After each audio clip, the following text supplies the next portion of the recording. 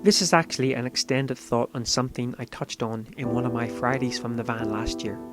I spoke about what we can and can't control in our creative journey, and I thought it would be useful to remind myself of this as we start out in a new year.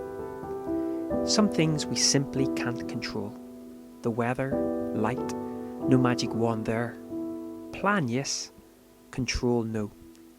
Kit malfunctions happen no matter how careful we are. And outside of our creative journey, our health, also out of our control no matter how much we would like to think otherwise as we chow down on those so-called superfoods. Yes, we can give ourselves a fighting chance by looking after ourselves, but ultimately not control. The effects of age? Nope, can't control, no matter what Claudia Schiffer is currently rubbing on herself these days. As a creative, I think one of the most important things to remember is that we can't control the reaction of others to our work. Once it's out there, it will be sliced and diced, shared and reshared, either in part or otherwise. The reaction is not in our control, be that love, like, indifference or hate.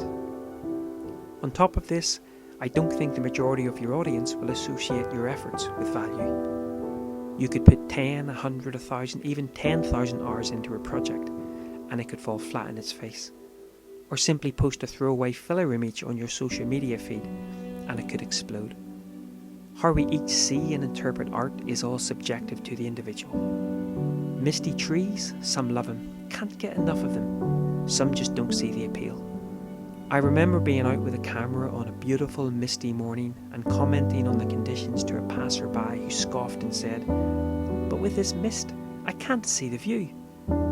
We look to build a following, big or small, and I guess the majority of our followers are doing so because they have at one time or another liked our work. Of course, there is no guarantee they will always like what we produce.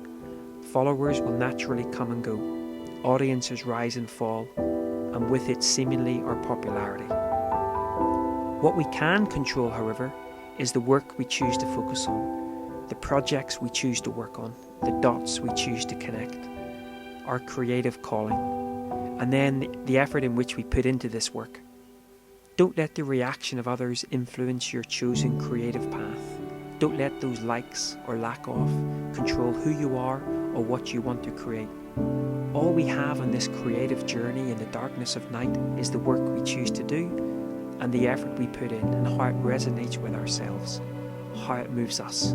The reaction of others is to me a byproduct that should be seen as transient as dust blowing in the wind.